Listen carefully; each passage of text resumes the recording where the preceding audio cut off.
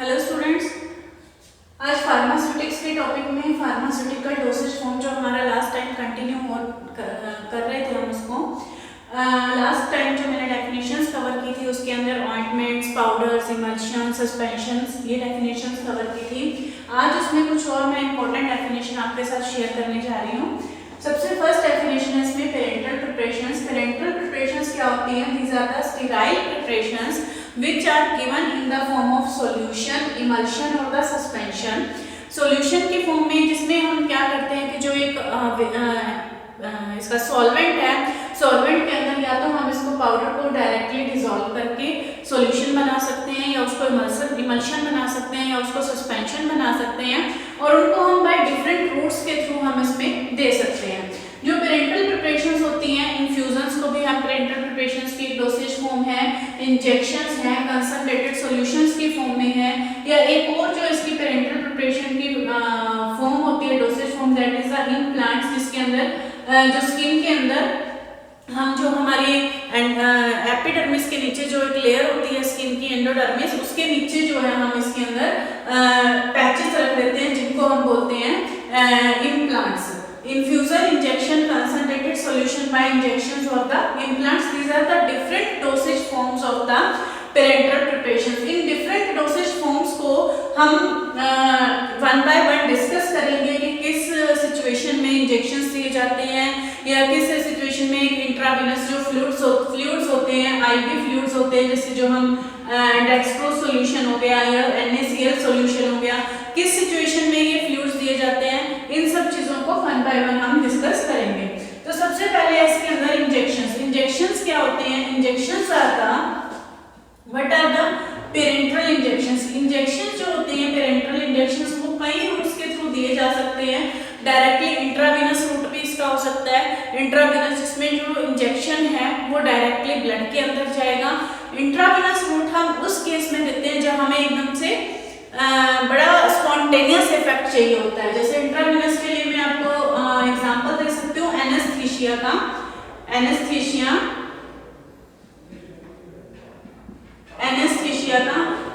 जब सर्जरी के केस में एनेस्थीसिया दिया जाता है तो वो इंट्रावेनस इंजेक्शन दिया जाता है ताकि एकदम से उसका स्पॉन्टेनियस इफेक्ट हो और हमारे CNS के ऊपर या नर्वस सिस्टम के ऊपर वो इफेक्ट कर सके। इसी तरह से इंजेक्शन और भी सबक्यूटेनियस सिस्टम भी होता है जिसके थ्रू इंजेक्शंस दिए जाते हैं। इंजेक्शंस एक्चुअली होते क्या है? These are the sterile preparations which are free from any type of microorganism और the pathogen. These are supplied in the form of unit dose containers.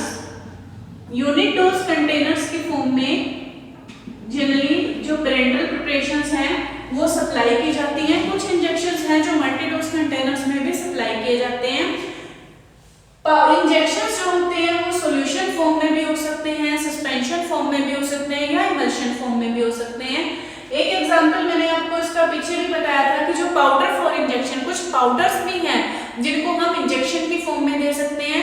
जैसे कुछ एंटीबायोटिक्स होती हैं जो पाउडर्स की फॉर्म में इसलिए प्रोवाइड की जाती हैं क्योंकि उन एंटीबायोटिक्स को अगर हम सॉल्यूशन की फॉर्म में बना के रखेंगे तो उनके अंदर कुछ स्टेबिलिटी की प्रॉब्लम आती है। तो उस स्टेबिलिटी की प्रॉब्लम को रिमूव करने के लिए हम उसमें पाउडर्स और साथ में इसके साथ वाटर फॉर इंजेक्शन जो अलग से उसमें पैकिंग होती है कि ऑन द स्पॉट जब आप उसको यूज करोगे तो आप ऑन द स्पॉट उसकी प्रिपरेशन बनाओ और उस इंजेक्शन को यू कैन यूज। इसी तरह से जो आईवी फ्लूइड्स हैं, आईवी फ्लूइड्स होते हैं जो इंट्रावेनस फ्लूइड हैं जो हमेशा लार्ज डोज में दिए जाते हैं। आईवी फ्लूइड्स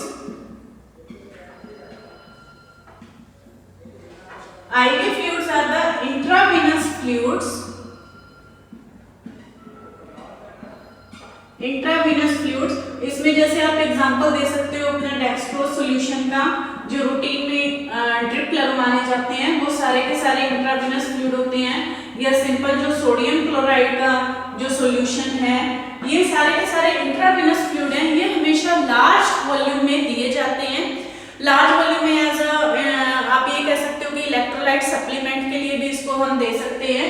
जो आईवी फ्लूइड्स होते हैं इसलिए लार्ज वॉल्यूम में प्रोवाइड किए जाते हैं। इनके अंदर किसी भी तरह का कोई भी प्रिजर्वेटिव नहीं ऐड किया जाता। No preservative is added the IV fluids. No preservative is added in the IV fluid. इस तरह से जो भी हमारी पेरेंटल प्रिपरेशन है, एक चीज ये ध्यान में रखिए कि जितनी भी पेरेंटल प्रिपरेशन है, they all must be the sterile, free from any type of microorganism or pathogen, because if they will enter in our body with any microorganism or any pathogen, it may be very harmful or very injurious to our health. So this is the parenteral preparation. Next जो definition है जो मैं आपको इसमें cover करवाऊंगी, that is the paste. Paste क्या चीज है? पेस्ट आप लोगों ने पहले भी पढ़ी हुई है, थोड़ा बहुत आपको उसके बारे में जानते भी होंगे। पेस्ट को देखते ही सुनते ही जो इसमें एग्जांपल पेस्ट का सामने आता है, that is the टूथपेस्ट, जो सबसे ज्यादा कॉमन हम यूज करते हैं। अब जो टूथपेस्ट को ही अगर हम इसमें डिस्क्राइब करें, वन सेकेंड,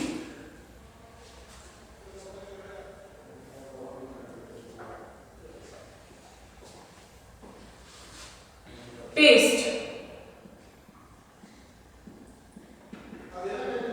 एक टूथपेस्ट को लेके अगर हम पेस्ट को डिस्क्राइब करें तो it is the semi solid dosage form which may contain one or more active ingredient. जो पेस्ट है it may be used therapeutically भी हम इसको यूज कर सकते हैं, और it may be generally used for any cleansing purpose.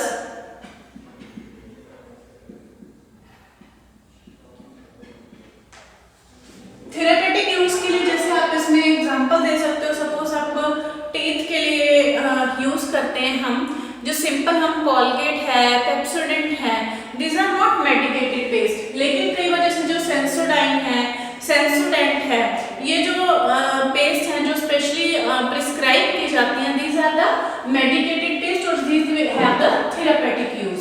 इसके अलावा जो पेस्ट, सिर्फ पेस्ट के अंदर सिर्फ हम अकेला टूथपेस्ट का एग्जांपल ही नहीं लेंगे, बहुत सी मेडिकेटेड प्रिपरेशन है जो हम स्किन के ऊपर भी अप्लाई करते हैं, अंदर म्यूकोजल मेम्ब्रेन पे भी अप्लाई करते हैं।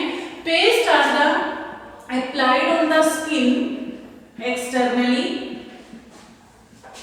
मेनली ये एक्सटर्नली ही अप्लाई होती हैं, एंड म्यूकस मेम्ब्रेन के ऊपर हम इनको अप्लाई करते हैं। These are mainly applied to absorb the secretion from oozing wound. अगर हम पेस्ट को किसी oozing wound का क्या मतलब है कि अगर कोई घाव है हमारी स्किन के ऊपर और उसमें से पस निकल रही है या किसी तरह की सक्रीशन हो रही है, तो हम उसके ऊपर भी पेस्ट अप्लाई करते हैं, मेडिकेटेड पेस्ट हम उसके अंदर, जैसे जिंक ऑक्साइड पेस्ट है, उसके ऊपर भी हम उसमें पेस्ट अप्लाई करते हैं, ताकि वो जो पेस्ट है, पेस्ट की कंसिस्टेंसी एक्चुअली ज्यादा होती है क्योंकि उसके अंदर सॉलिड सब्सटेंस थोड़ा ज्यादा होता है, तो कंसिस्टेंसी ज्यादा होने के कारण जो वुंड में से सेक्रेशन निकलती है तो पेस्ट उसको इजीली एब्जॉर्ब कर लेती है।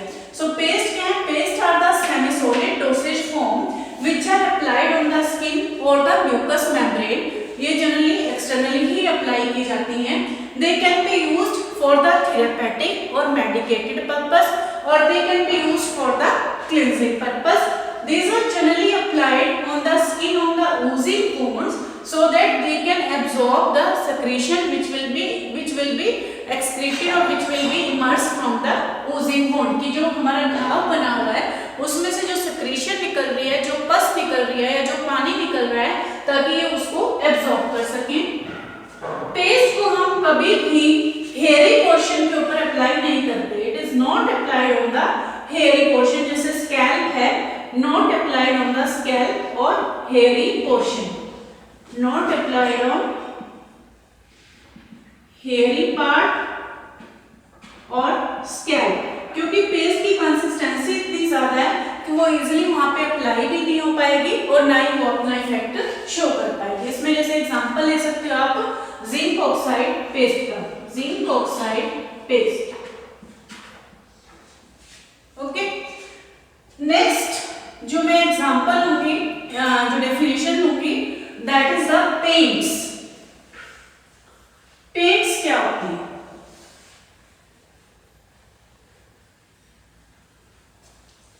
What are paints?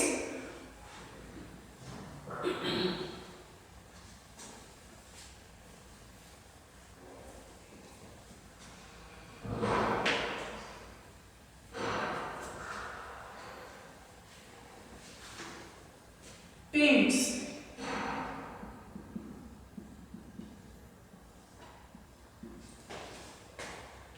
Paints are the viscous liquid preparations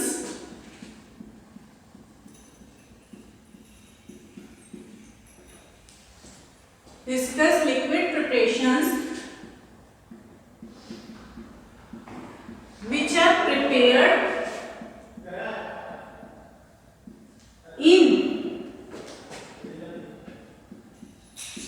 volatile solvent, which are prepared in volatile solvent or with glycerine. इसके अंदर जो हम व्हीकल यूज करते हैं या सॉल्वेंट यूज करते हैं वो या तो वॉलेटाइल सॉल्वेंट यूज करते हैं या ग्लिसरीन या कोई भी ग्लिसरॉल यूज करते हैं। ऐसा इसलिए है जैसे वॉलेटाइल सॉल्वेंट जो पेस्ट है, वॉलेटाइल सॉल्वेंट के व्हीकल वाले जो पेंट्स हैं उनको हम मेनली अप्लाई करते हैं स्किन के ऊपर। स्किन के ऊपर जब हमने अप्लाई करने होते हैं तो वो जो वॉलेटाइल सॉल्वेंट है, वॉलेटाइल सॉल्वेंट जैसे सपोज अल्कोहल है, तो वो वॉलेटाइल सॉल्वेंट जब स्किन के ऊपर अप्लाई करेंगे तो वॉलेटिलाइज हो जाएगा, वेपर्स बन के उड़ जाएगा। उसके बाद जो एक्टिव इंग्रेडिएंट है, एक्टिव इंग्रेडिएंट की एक फिल्म स्किन के ऊपर बन जाएगी which will produce the effect. इसी तरह से अगर जो ग्लिसरीन के साथ या ग्लिसरॉल के साथ हम बना रहे हैं वो मेनली हम यूज करते हैं in the case of throat paint. Throat paint जब गले में कोई इन्फेक्शन हो जाती है या गले में किसी तरह का घाव है या किसी तरह का कोई जख्म है तो उसमें इसके केस में हम उसमें थ्रोट पेंट यूज करते हैं। थ्रोट पेंट हम इसमें ग्लिसरीन या ग्लिसरॉल के साथ बनाते हैं ताकि एक तो उसका स्वीट टेस्ट आए, दूसरा ग्लिसरीन की वजह से शुगरी सब्सटेंस होने की वजह से it will stick to the throat, गले के अंदर प्रॉपर्ली वो स्टिक कर जाएगी ताकि उस एरिया को वो इजीली अपना इफेक्ट प्रोड्यूस कर सके। So paints are the viscous liquid preparations which are prepared by mixing the active ingredient in volatile solvent or with glycerin or the glycerol. Volatile solvent is used in case of the paints which are used for the skin and glycerin or glycerol are used for the paint which are used as a throat paint. Throat paint जो है हम mainly throat के area में use करते हैं ताकि वहां पे ग्लिसरीन या ग्लिसरॉल इसलिए यूज करते हैं because it will produce the sticky effect as well as it will produce the sweetening effect. और जो वोलेटाइल सॉल्वेंट है when we will apply it on the skin then volatile solvent will be evaporate and it will form a very thin film on the skin which will be very effective to produce the effect, क्योंकि long term तक वो skin के साथ contact में रहेगी तो उसका effect जो है अच्छा रहेगा, उस टाइम पे उसका ज्यादा बेटर इफेक्ट आएगा। Next definition is the suppositories.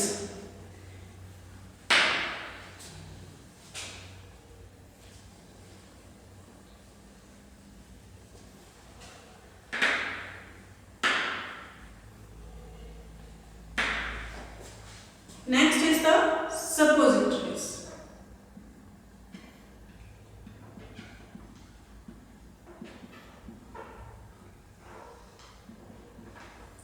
Suppositories क्या होती हैं?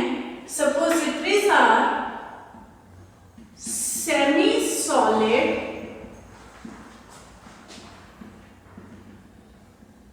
bullet-shaped preparations which are inserted in the body cavity, inserted in the body cavity.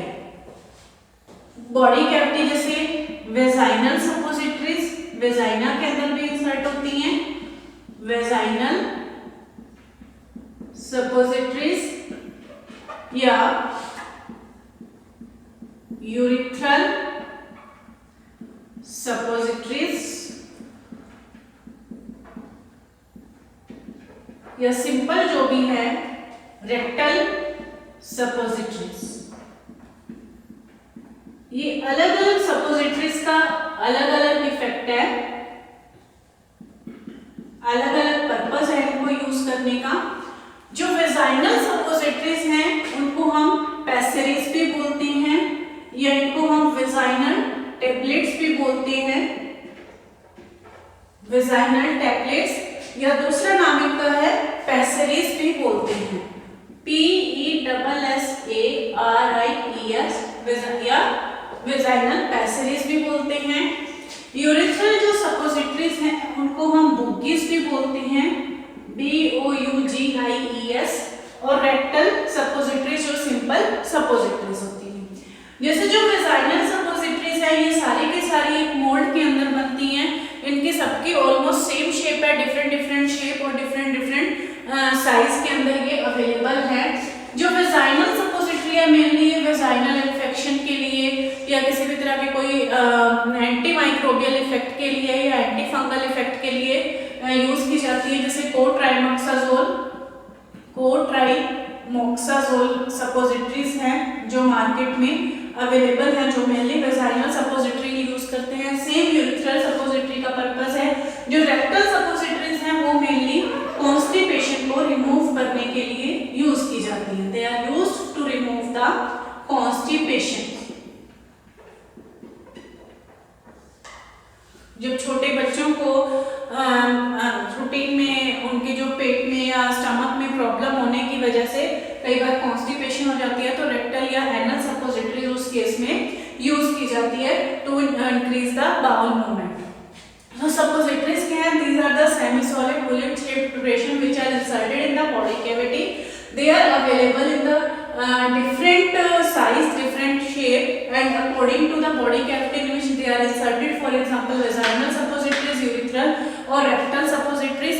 Suppositories के एक main feature ये है कि जो suppositories के अंदर base use किए जाते हैं वो इस तरह के base use किए जाते हैं कि when they are inserted in the body cavity, it will melt at body temperature. Insert करके छोड़ देंगे, उसके बाद बॉडी टेम्परेचर पे वो अपने आप मेल्ट हो जाएगी। मेल्ट होने के बाद वो अपना इफेक्ट प्रोड्यूस करेगी। So these are the suppositories. I think this was the last definition which I have covered. Around 40 definitions आपको मैंने इस टॉपिक के अंदर कवर किए हैं फार्मास्यूटिकल डोसेज फॉर्म में। ये 40 के 40 डेफिनेशंस आपको प्रॉपर पता होना चाहिए कि सपोजिटरीज क्या है, ऑइंटमेंट्स क्या है, सॉल्यूशंस क्या है, पेंट्स क्या है। इसके अंदर ही आपके 2-2 या 3-3 मार्क्स के छोटे छोटे क्वेश्चंस आ जाते हैं। कुछ टॉपिक्स ऐसे भी हैं जैसे ऑइंटमेंट्स थे, पाउडर्स थे, जो थोड़े डिटेल में भी आपको करवाए गए हैं ताकि इनके ऊपर कोई जनरल नोट आ जाए तो आप उसको इजीली उस क्वेश्चन को लिख सकें। तो इसके अंदर आपका सिर्फ लास्ट एक टॉपिक रह गया है, novel drug delivery system, control drug delivery system या न्यू ड्रग डिलीवरी सिस्टम। उस टॉपिक को हम नेक्स्ट लेक्चर के अंदर कंटिन्यू करेंगे। आप इस टॉपिक को अच्छे से कैरी आउट कीजिए। Thank you.